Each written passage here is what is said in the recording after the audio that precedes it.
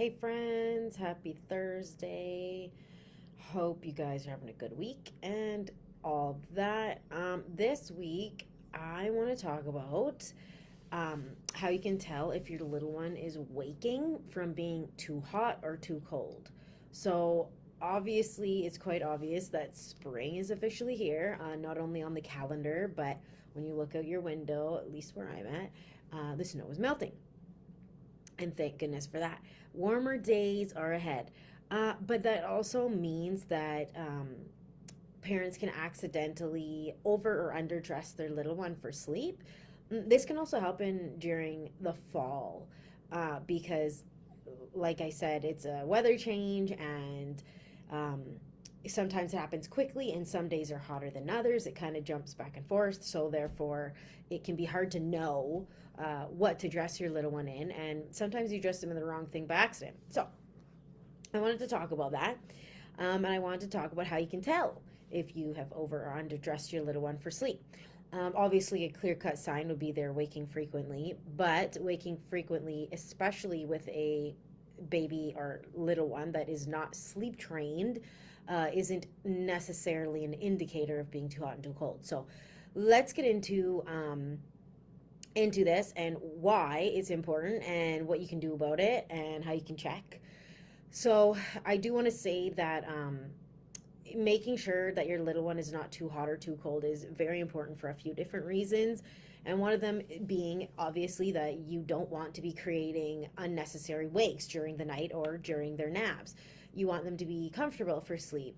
And the other very, very important part of this is that if your little one is too hot, it can actually become a SIDS risk. Uh, Most people know what SIDS is, but if you don't, it's called sudden infant death syndrome. And this is an unexplainable death that happens with a little one. So, a lot of the times, being overheated can be a SIDS risk. So, it's very important to make sure that your little one is not being overheated and that their temperature is a neutral one.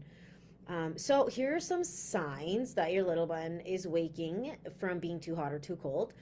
Some signs of them being too hot would be that they have a clammy back, neck, not chin, or stomach.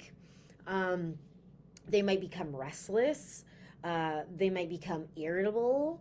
They'll have fast, rapid breathing. They might not be responding well to feeds. They might just kind of like suck a little bit and then kind of just, you know, not be into feeding when they usually would be. It might be unusual behavior for them.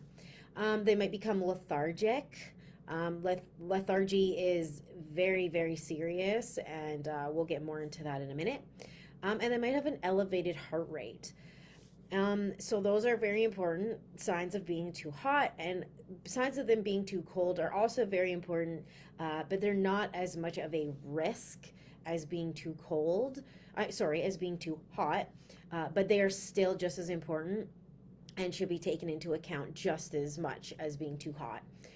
So if they're too cold, their hands or their feet may be cold. You'd be able to tell that easily just by feeling their hands; they'll be cold. They might be very fussy, not feeding like they usually do, so very similar to when they're too hot. They might be motionless or really, really quiet. They might also be lethargic and they might be sneezing. And this won't be attributed to them maybe having a cold or feeling under the weather. They all of a sudden will start sneezing out of nowhere. And they might have pale skin. So, all of these symptoms are very important and ones that you should be looking for. But I will say that if your little one is lethargic, meaning they are not really responsive, they're not responding to really anything, they're not acting like themselves, they're not really moving or doing much. If you aren't if you want more of a better description of lethargy, please look it up and find the definition of it. Um, if they are acting lethargic then and non-responsive, you have to call emergency services right away because that is a medical emergency, and it's not to be taken lightly. So if that is if your child is acting lethargic, please call medical services right away and get them looked at. Okay, so moving forward, let's talk about how you can check, because this is probably one of the most important parts of what I'm talking about today. You want to be able to know if your little one's too hot or too cold, and if that's what's causing their frequent wakes. And so the easiest way to do this is called an ear test, and it probably sounds exactly as you think it does. You touch their ear. They could be sleeping or awake. You can do it either way. Usually, touching an ear, well, depending on what stage of sleep they're in, but you should be able to touch their ear and they won't wake.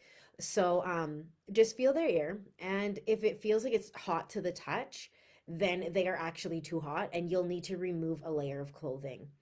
If you touch their ear and it's cold to the touch, that means they're too cold, and you'll need to add an extra layer of clothing.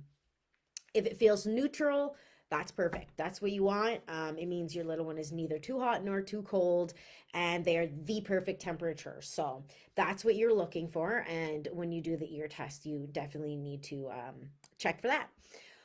So that's basically all I have for you guys today. But I do really want to reiterate um, it's important to know why your little one's waking at night. And if they're waking at night from being too hot or too cold, it's important to attend to that and do what you need to do to make sure that they're comfortable.